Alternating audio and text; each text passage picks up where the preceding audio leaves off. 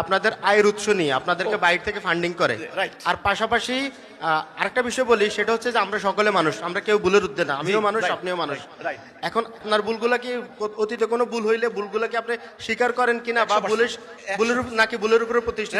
100%। এই যে সাইফুল ইসলাম রিয়াজ ভাই, সাংবাদিক নেতা, সেক্রেটারি, উনি বলেছেন আপনাদের আয়ের উৎস নিয়ে কথা হচ্ছে, খুব ভালো। আমি কিন্তু এটা ফেসবুকে বলেছি, ওনারা বলেছে আমার নাকি ইহুদি টাকা দেয়। আমি বলছি ওই অনর্থক কথা বলা, তথ্যবিহীন কথা বলা বেআইনি। আল্লাহ নিষেধ করেছেন অনুমান নির্ভর কথা বলিও না, অনুমান ব্যর্থ হয়, আল্লাহ বলেছেন। ইহুদি টাকা দিতে পারে না। আমার যদি ইহুদি টাকা দিত, আজকে 35 বছর হিজবুত তৌহিদ, 31 বছর হিজবুত তৌহিদ, সরকার তদন্ত ইনভেস্টিগেট করে এটা বের করে ফেলত। আমরা আমাদের আয়ের উৎস হচ্ছে আমরা নিজেরা উৎপাদন করি, উন্নয়ন করি, ব্যবসা করি। আমার পারিবারিক ব্যবসা আছে।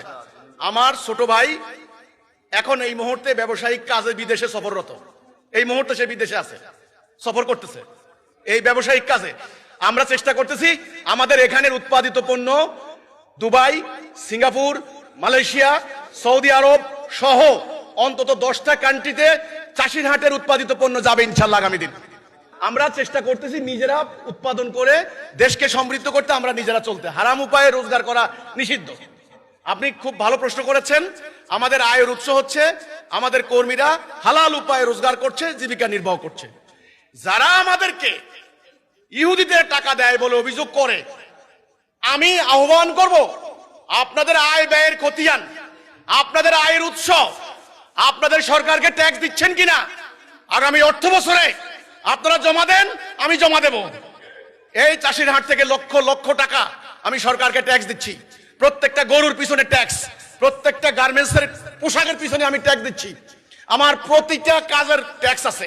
মিলিয়ন মিলিয়ন টাকা আমার এখান থেকে সরকার ট্যাক্স নেয়। আপনারা কত টাকা দিচ্ছেন? আপনাদের আয়ের উৎস সরকারের কাছে সাবমিট করেন, দুর্নীতি দমন কমিশনের কাছে। আমি নিজেকে সাবমিট করব। নাম্বার 2, আপনি বলেছেন হ্যাঁ ভুলের ঊর্ধ্বে কিনা।